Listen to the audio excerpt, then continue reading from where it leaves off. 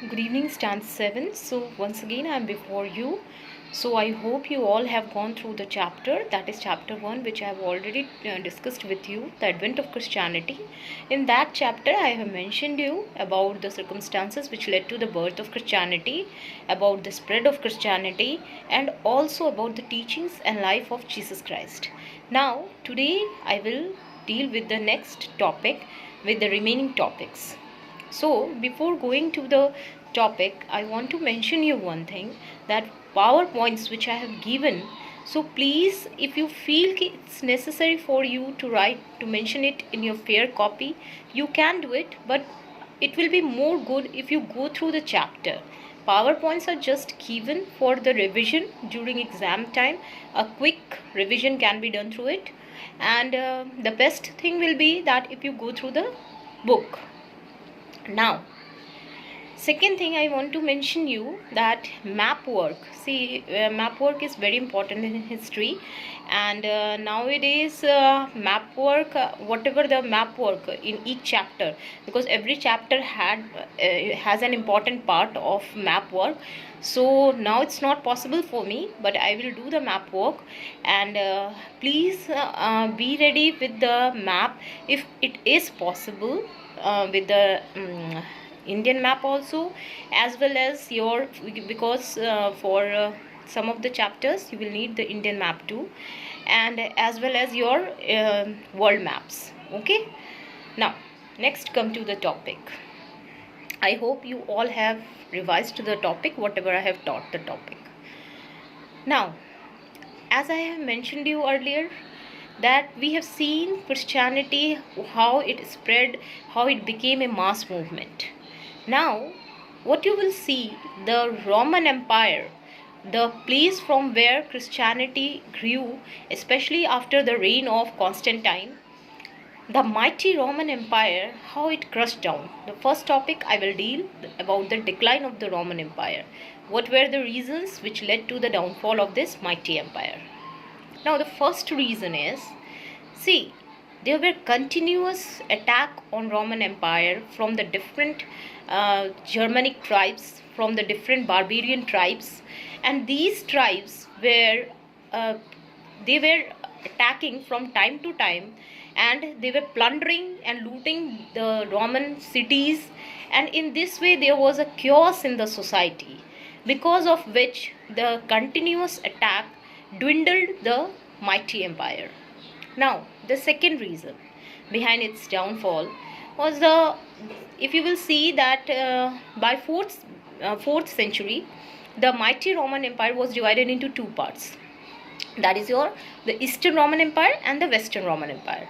So the Eastern Roman Empire was under the control, as you remember, Constantine, and he named his capital after him, Constantinople. So the Eastern Roman Empire was with its capital Constantinople, while the Western Roman Empire, due to continuous barbarian attacks, it collapsed.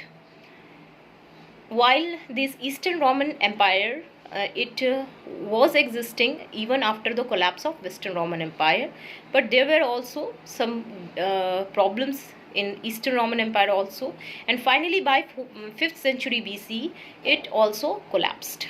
Now, the third reason, see, rulers are very important. If the empire is mighty one, it is also because of the ruler, and if it is weak, that is also because of the ruler. Even today also, it was not only in the past that rulers were important. Even today also, the rulers, the people are led by its leader, and if the leader is weak and inefficient, you cannot assume to have a mighty nation. So what you will see here, that the rulers, the latter Roman rulers, they were weak and inefficient.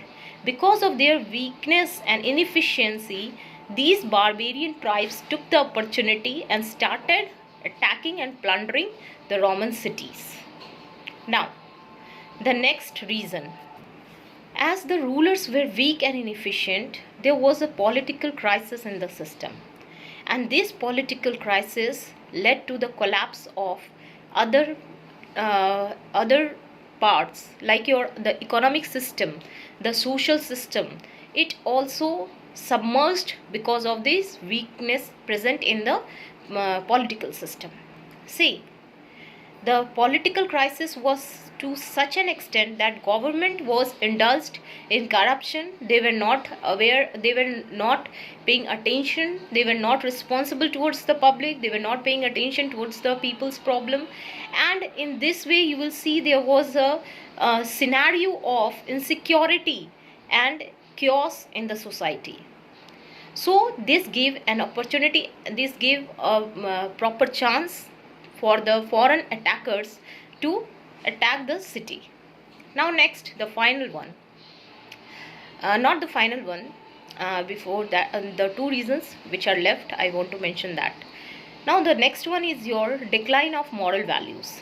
See, as you know that especially after the spread of Christianity, the people and there was a growth of civilization, the growth of European civilization. So see, behind the growth of a person or even a civilization or a nation, moral values also plays a very important role. Moral values are equally important. It was important yesterday also and today also. See, even from an individual to society, moral values plays a vital role in their development. If you will see the latter Roman period, the latter Roman Empire, especially after the death of Constantinople and the other efficient rulers of the Roman Empire, you will see that there was a decline in the moral values. The people, the corruption, the other problems were very much in the society, that it affected every part of the society, and especially the downtrodden and the lower class of the society. Now, finally, see, on economic front, see, economy is very important. And on economic front, as we have seen, there was a problem in political system. Government was already indulged in the corruption. So ultimately, all this scenario had a great impact on economy also. The economy, which was one of the developed ones, now it, because of inflation and high taxation, on economic front also, the condition of Roman Empire, it was worst. So all these reasons led to the decline of Roman Empire. So there was problem in the Roman Empire at every level, in the every walk of life of the people, and the rulers who have the responsibility to look after the people, to pay attention towards the people, they were not aware, they were not sensitive towards the people, due to which the foreign attackers got the opportunity. The people also rebelled against them. So in this way, the mighty Roman Empire was crushed down. Now next, I will discuss about the barbarian invasions and its impact. Now, who were these barbarians? Barbarians were actually the group of people who invaded and attacked Rome from time to time, like your Goths, Visigoths, your Ostrogoths, the Huns. So these were, and others, these were the few examples of various barbarian tribes. Now, the unique feature of these tribes were they attacked Rome from time to time. Suppose you in 410 CE, you will see the Visigoths attacked Rome. The Huns, who were the warrior tribe, who belongs to warrior tribe, they attacked the Eastern Roman Empire.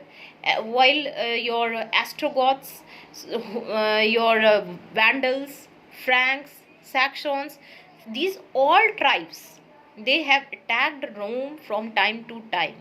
And due to this continuous attack, as I have mentioned you earlier, there was a chaos in the society. And while the scenario in Rome was not very different, the different in the people in Rome, they were also fighting with each other, and sometimes they even take the help of these barbarian tribes to fight with their enemy. Even some of these barbarian tribes have also given service in the Roman Empire. So the role of these barbarian tribes in the downfall of the Roman Empire was responsible to a great extent, and also for the chaos in the Roman Empire. Now come to the Crusades. See, Crusade is an important feature of medieval Europe. Although the medieval Europe was not one of the advanced one, or you cannot say that the civilization was the European civilization as it was in the past, it would remain in the medieval period also. So there are dark ages, the Crusades, feudalism. These were some of the features of the medieval Europe. Now, crusade, it's very important to discuss this. See, it was actually a holy war, a religious war, which was fought by the Christians in order to rescue Jerusalem, which was the birthplace of Jesus Christ, as I have mentioned you earlier also. So this place, to rescue this place from the Muslims, especially the Turks, they have started the religious war against the Muslims. Now, this war was fought during the 11th and 12th century.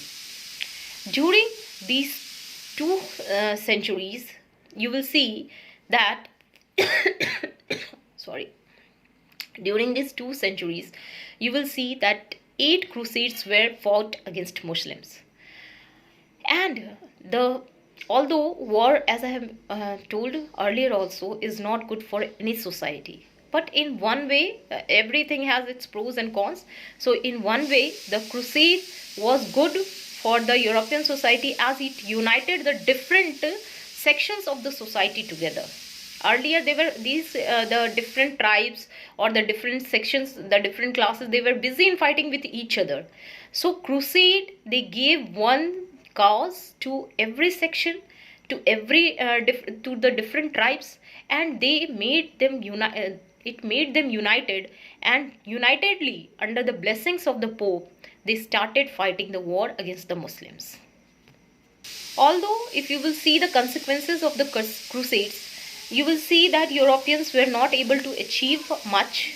They were not able to rescue the land. They were not able to take the Jerusalem from the control of Muslims. But yes, in one way we can say that it brought a great change in the European society. It united the Europeans who were earlier busy in fighting with each other.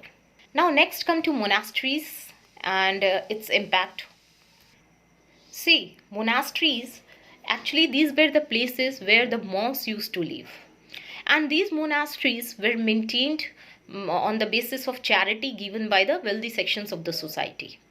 Now, those people who come to monasteries, they sacrifice their worldly life and they choose the ascetic life in which they cannot live with their parents or relatives, in which they have to sacrifice their life for the religion as well as for the society. See, the unique feature of this monastery, there are many unique features of these monasteries. These monasteries were self-regulated and disciplined one. If you will see the life of the monks who were living in these monasteries, it was very simple. And apart from man, there were women also who sacrificed their life for the service of humanity.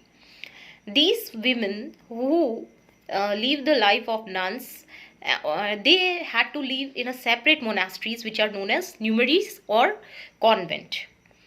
Now, these men or women who have chosen the ascetic life, they cannot marry. In the monasteries, they do all kind of work, from the work of a labor, farming to imparting education. These monasteries have played a vital role in the development of wood carving, mural paintings, stained glass paintings. So these monasteries are not limited only up to the social work or impart of education. Their role was numerous in the society.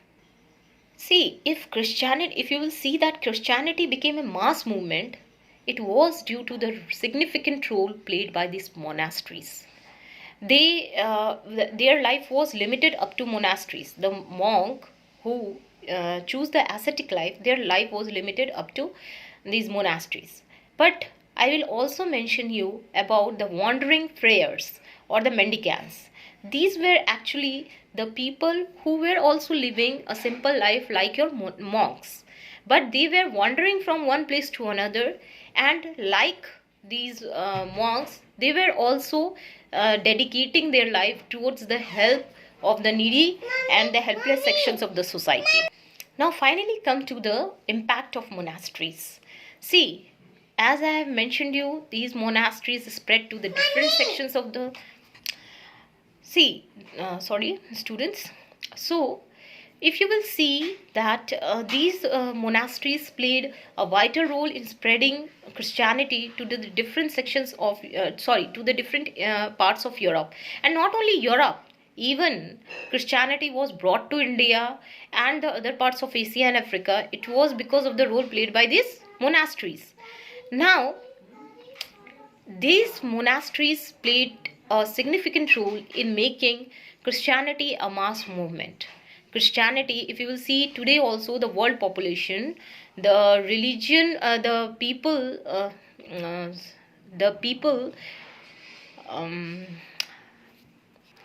if you will see today also, Christianity is one of the major religion in the world.